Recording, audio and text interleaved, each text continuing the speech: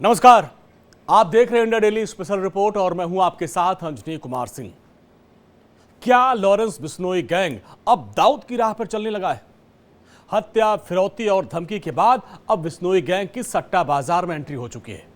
Bishnoi gang अब सट्टा बाजार में न सिर्फ एंट्री कर चुका है बल्कि धीरे धीरे उस पर अपना कब्जा और पैर जमाना शुरू कर दिया है और इसके लिए बाकायदे उसका सट्टा ऐप भी मार्केट में आ चुका है। कारोबारियों को धमकाया जा रहा है।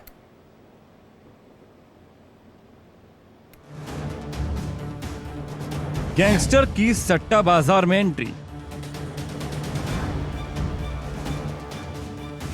मार्केट में उतारा नया ऐप,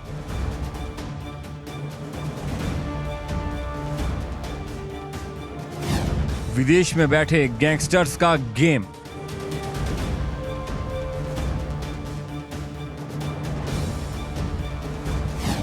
सट्टा बाजार में लॉरेंस बिश्नोई।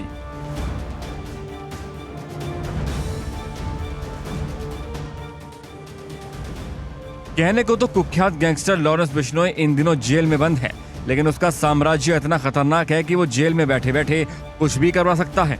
जेल में बैठकर मर्डर करवाना हो या फिर रंगदारी मांगना हो या फिर किडनैपिंग, सब कुछ उसके बाएं हाथ का खेल है।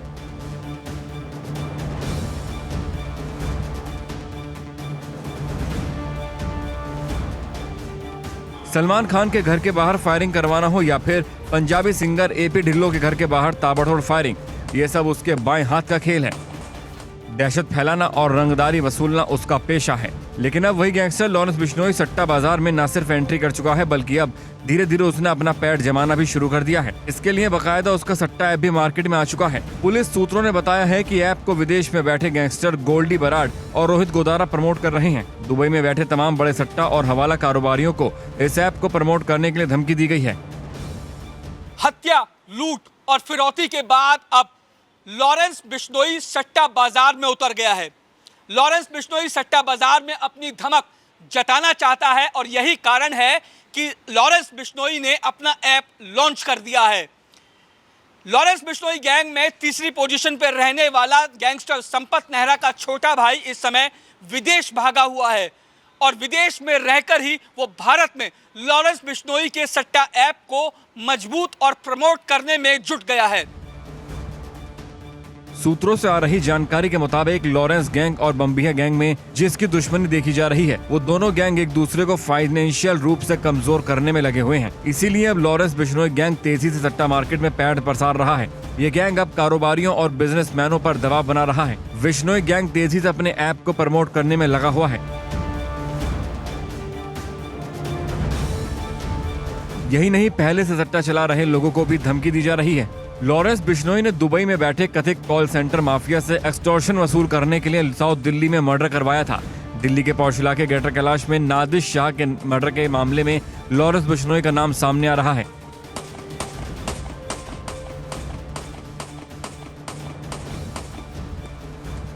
इस मामले में दिल्ली पुलिस कुणाल छाबड़ा से पूछताछ कर रही है। दिल्ली पुलिस की स्पेशल सेल दुबई में बैठे कुणाल को पूछताछ के लिए पहले ही नोटिस जारी कर चुकी है।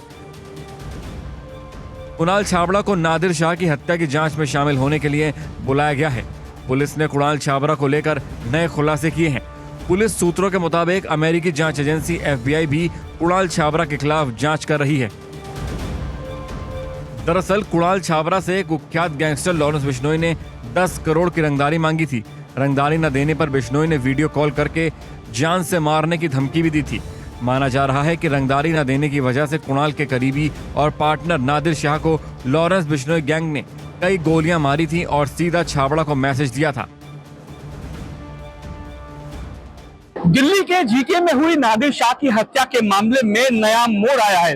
जांच एजेंसियों को कई अहम जानकारियां लगी हैं। बात की जाए अगर नादिर शाह की हत्या की, तो आखिर नादिर शाह की हत्या हुई क्यों थी? जांच में यह सामने आया है कि कुणाल छाबड़ा नाम का एक शख्स था जो नादिर शाह को जानता था और इसी कुणाल छाबड़ा से गैंगस्टर लॉरेंस बिश्नोई ने करोड़ों रुपए की फिरौती मांगी थी। अब लॉरेंस बिश्नोई गैंग तेजी से सट्टा बाजार में अपना पैर फंसा रहा है। कारोबारियों को धमकी देकर उन्हें सट्टा खेलने के लिए मजबूर किया जा रहा है। इसके पीछे अब संपत नेहरा का छोटा भाई तेजी से सक्रिय है। वो अभी भारत में छिपा हुआ है और दूसरे बुकीज को मिलाकर दुबई में सट्टे के बाजार के नाम का ऐप लॉन्च कर दिया है। इसी कड़ी में संपत नेहरा के छोटे भाई ने भारत के तमाम सटोरियों और सट्टेबाजों को ये धमकी दी है कि वो पैसा लॉरेंस बिश्नोई ऐप के जरिए ही लगवाएं। अगर वो ऐसा नहीं करेंगे तो उनकी हत्या कर दी जाएगी। जिसके बाद भारत के तमाम सटोरियों और सट्टेबाजों ने डरकर लॉरेंस बिश्नोई ऐप को अपना लिया है। लेकिन कई ऐसे सटोरिये और सट्टेबाज इस समय मौजूद हैं जिन्होंने इस ऐप को नहीं अपनाया है। यही कारण है कि लगातार उनको धमकी दी जा रही है और सूत्रों की अगर बात माने तो ये ऐप ग्लोबली लॉन्च करने की तैयारी में है लॉरेंस बिश्नोई। भारत में सट्टा और जुआ अवैध है, बावजूद देश के कई हिस्सों में सट्टा बाजार की एक्टिविटी खुलेआम हो रही है। खुलेआम लॉरेंस बिश्नोई गैंग संभाल रहा है।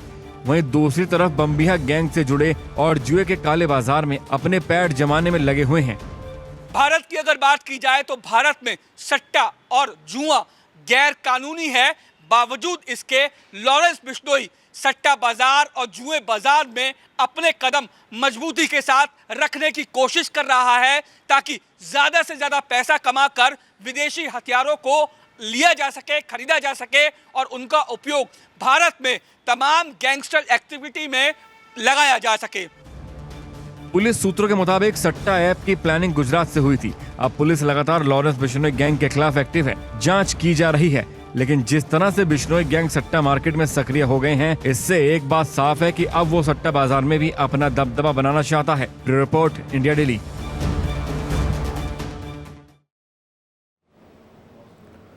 लॉरेंस बिश्नोई गैंग के लिए धमकी फिरौती कोई नई बात नहीं है।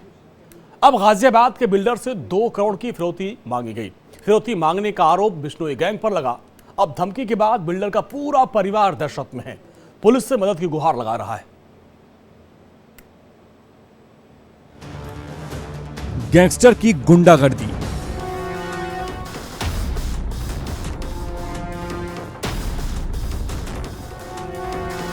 बिल्डर को मिली धमकी। लॉरेंस गैंग की दहशत। 2 करोड़ की मांगी फिरौती। लॉरेंस बिश्नोई गैंग एक बार फिर चर्चा में है। कुछ दिन शांत बैठने के बाद यह गैंग फिर से अपने इरादों को बता देता है। लॉरेंस बिश्नोई गैंग ने अब गाजियाबाद के बिल्डर को धमकी दी। व्हाट्सएप कॉल के जरिए शालीमार गार्डन क्षेत्र में रहने वाले बिल्डर सुधीर मलिक को धमकी दी गई है और उनसे 2 करोड़ रुपए की रंगदारी मांगी है। बिल्डर के पास जो फोन आया उसकी लोकेशन पुर्तगाल बताई जा रही है। बिल्डर का कहना है कि फोन पर करीब 1.5 मिनट तक बात हुई है और उसने 2 करोड़ की फिरौती मांगी है। फोन पर धमकी भी दी गई है। धमकी भरा फोन आने के बाद से ही बिल्डर और उसका पूरा परिवार दहशत में है। उन्होंने पुलिस से अपनी सुरक्षा के लिए गुहार लगाई है। पुलिस ने शिकायत को गंभीरता से ले लिया है। अब जांच शुरू कर दी गई है।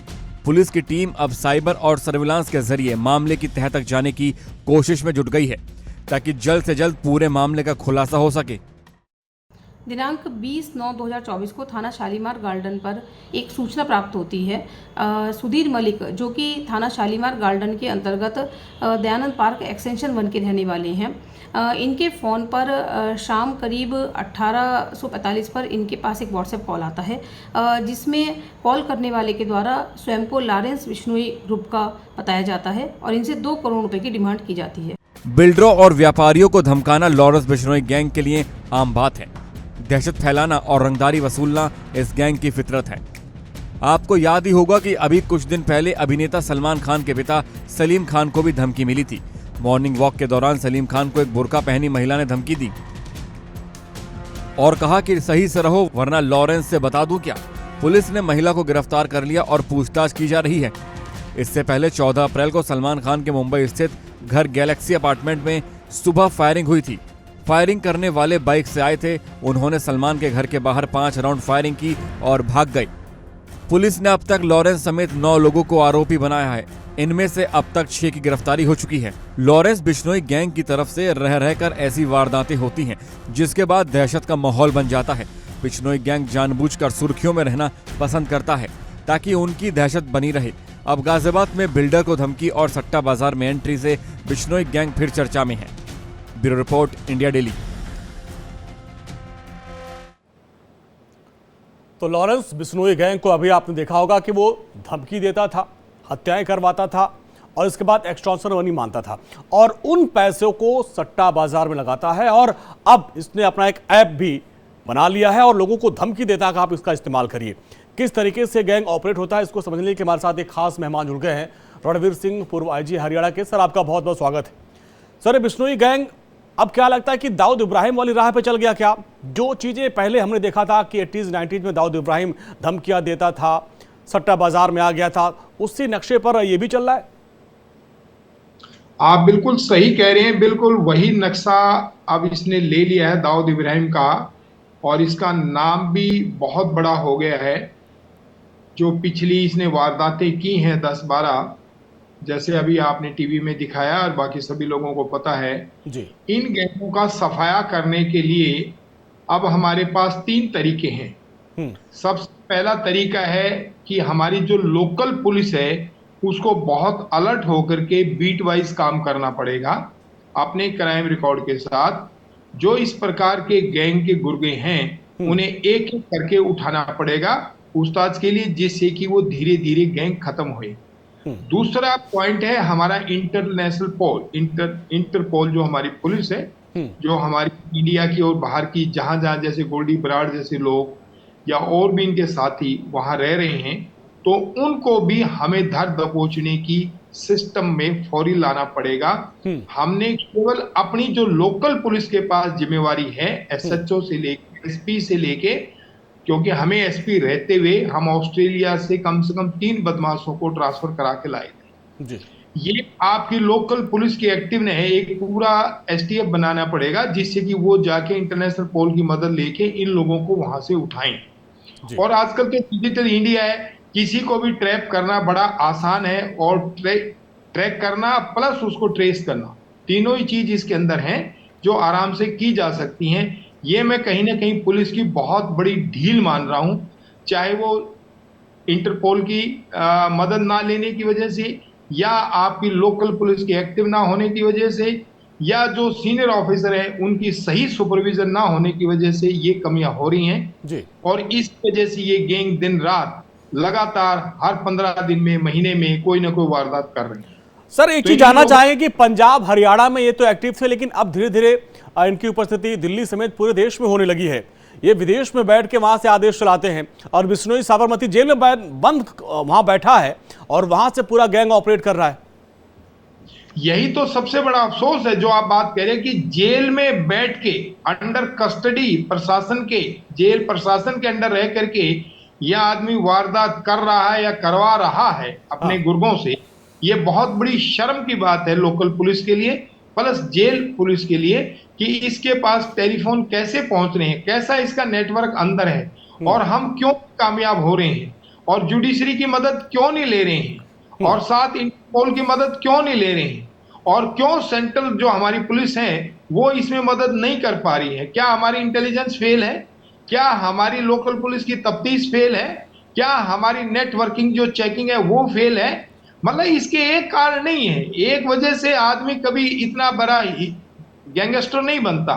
हमारी हर कमी का वो फायदा उठाता है और फायदा उठा के और फिर अपने गैंग को तैयार करता है, गुर्गों को तैयार करता है, उन बेरोजगार बच्चों को तैयार करता है जो धक्के खा के घूम रहे हैं।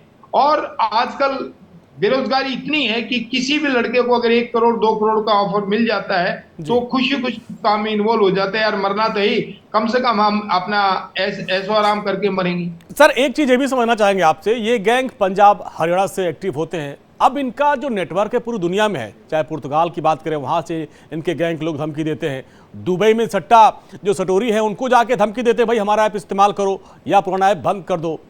अब जो सट्टा बाजार में एक नया तरीका ऑनलाइन गेमिंग जो सट्टाबाजी है, क्या अब इनके लिए मुफीद हो रही है? जो रंगबाजी के पैसे हैं उसको ये लोग हवाला के जरिए वहां उसको पूरा यूटिलाइज कर रहे हैं इसको। आप बिल्कुल सही कह रहे हैं, क्योंकि इन लोगों के तार अब डिजिटल जो हमारा नेटवर्क है, क्योंकि दुनिया बड़ी छोटी हो गई है इस नेटवर्किंग के अंदर, तो इनके पास सारा पैसा है, सारे साधन है, सारे जो सामान इनको मिल गए हैं। और जब पैसा इनके पास होता है, उस पैसे से आप कुछ भी खरीद लीजिए।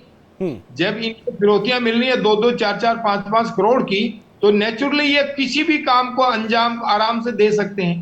तो इसलिए हमारी जो नेटवर्किंग है, वो सट्टा बाजार की हो, चाहे हमारे बिल्डर्स की हो, चाहे हमारे बड़े घरानों की हो, ये हर जगह, क्योंकि नेटवर्किंग में आजकल आप किसी का मोबाइल कहीं से निकाल लीजिए जी। कोई चीज छूट नहीं है। जब मोबाइल इनको मिल गया, उसका नाम मिल गया, उसके साथ ही उसका एड्रेस मिल जाता है।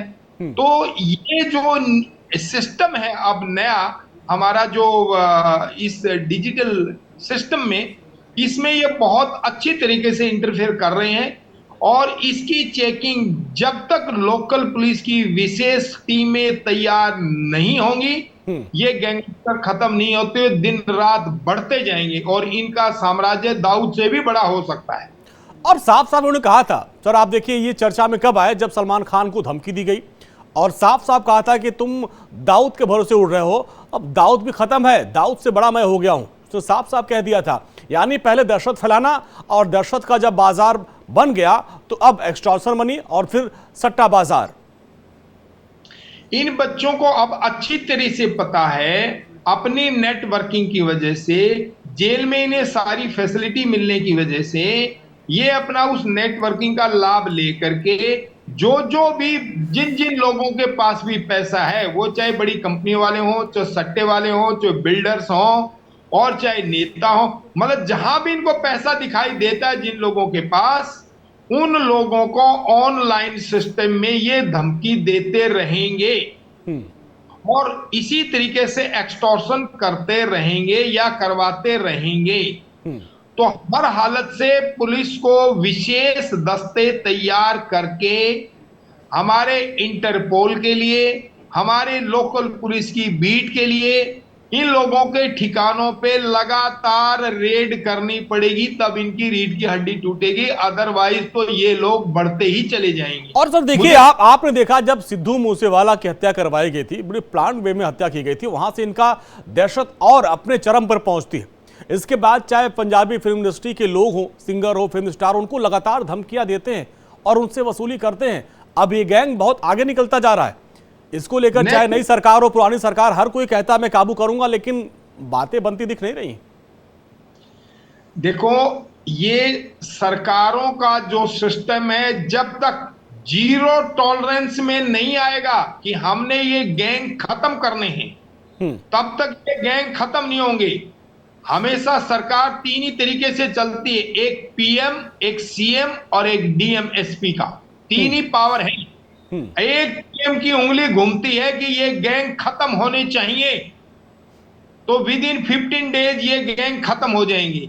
अगर लोकल पुलिस किसी स्टेट के अंदर है तो सीएम की एक उंगली घूमती है अपने जिलों के एसपीओ को, आईजीओ को और डीजी को कि मुझे ये गैंग मेरे इलाके में खत्म होनी चाहिए जी। और इस तरीके से एसपी की उंगली घूमती है सुपरिटेंडेंट ऑफ पुलिस या डीसीपी जिसे बोलते हैं जी, कमिश्नर जो है, कि भी हर कीमत पे एसएचओ साहबान जिसने थाने में रहना है तो ये गैंग खत्म होंगे। तो अपने इलाके की पैरवी हर एसएचओ, चौकी incharge, beat incharge by name जिम्मेवारी है। It is mandatory for all of us to protect the life of people and property.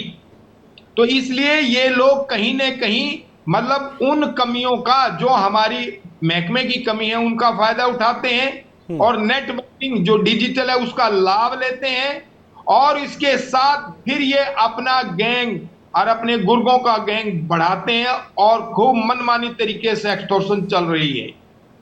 इसको रोकना बहुत जरूरी है। सर एक चीज ये भी जानना चाहेंगे, लॉरेंस बिश्नोई के जो पिता हैं वो भी आप ही की टीम से रहे, हरियाणा पुलिस में वो रहे हैं, उनका बेटा एक खूंखार गैंगस्टर बन जाता है। किस तरीके से छात्र राजनीति से यहां तक उसका सफर होता है, कौन शह देते हैं ऐसे लोगों को, कैसे ये लोग इतने बड़े बन जाते हैं? जब उसके खून, उसकी रगों में पुलिस का खून है तो वो बचपन से पुलिस लाइन से लेके, पुलिस के अपराध से लेके, अपराधों को पकड़ने से लेके, छुटने से लेके हर बात माँ बाप की सुनता रहा है और उस सुनने का फायदा उसने दिमाग में, प्रकृति ने पहले ही उसके दिमाग में सोच डाल ली है कि मुझे नौकरी वोकरी कुछ मिलनी नहीं और मैं यही तरीका अपनाता हूं, और वो अपना गैंग बना के काम शुरू कर देता है। या कुछ हालात ऐसे हो जाते हैं, जैसे इस लड़के के साथ हुआ, यूनिवर्सिटी में मार पिटाई हुई, झगड़ा फिसाद हुआ, जेल में गया, जेल में गंदे लोगों से मिला, फिर बेरोजगारी की बात आ गई, जब क्राइम हो गया तो नौकरी नहीं मिली, वगैरह वगैरह सारे हालात जुड़ते जाते हैं जब आदमी कोई क्राइम में एंटर करता है। तो एक दिन में कोई क्रिमिनल नहीं बनता, उसको वो हालात, वो सिस्टम उसको इतना बड़ा अपराधी बना देता है, जो आज हमारे इंडिया में हो रहा है, चाहे वो हरियाणा हो चाहे पंजाब हो।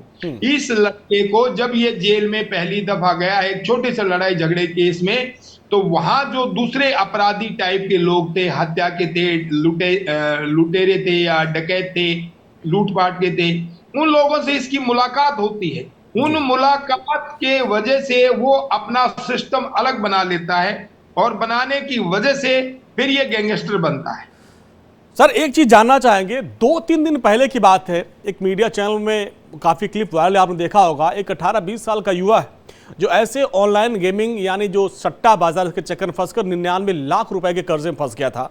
अब सट्टा बाजार में, गेमिंग ऐप में जब ऐसे खूंखार जो क्रिमिनल्स आ जाएंगे, गैंगस्टर्स आ जाएंगे, तो फिर युवाओं को किस तरीके से हम बचा पाएंगे? क्योंकि उस युवा को सुनकर हर कोई हैरान है कि 99 लाख रुपए कर्ज में चला गया, वो उससे घर से कोई बात नहीं करता।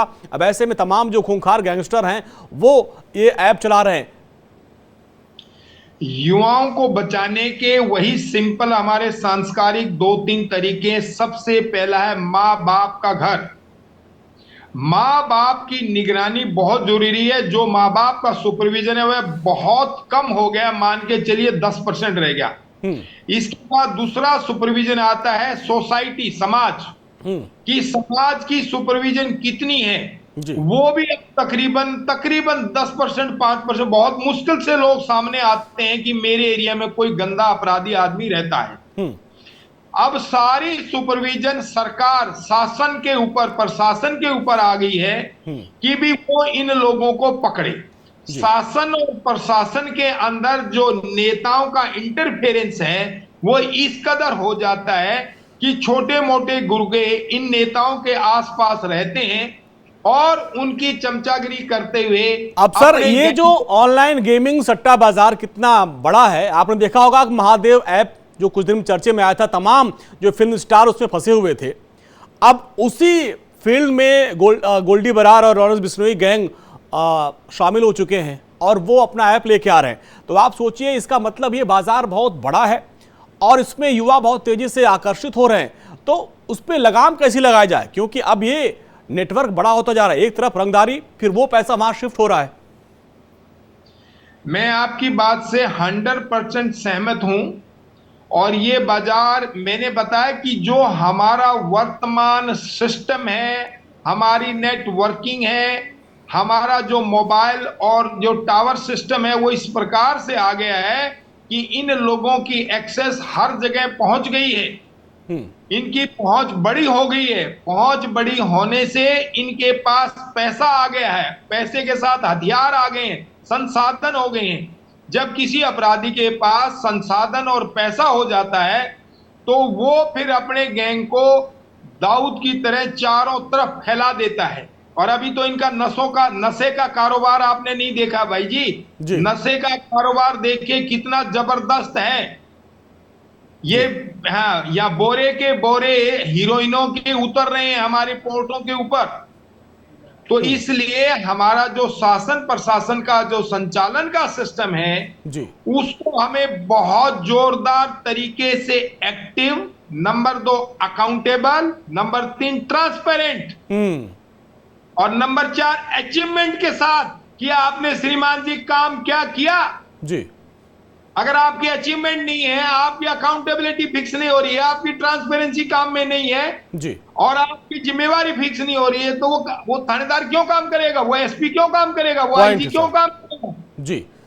चलिए सर, बहुत बहुत शुक्रिया, आपने कीमती वक्त दिया और पूरे चीजों को समझाया कि कैसे ये गैंग ऑपरेट होता है, कैसे काम करता है। और यहाँ पे रुकते छोटे से ब्रेक के लिए, ब्रेक के बाद भी खबरों का सिलसिला लगातार जारी है।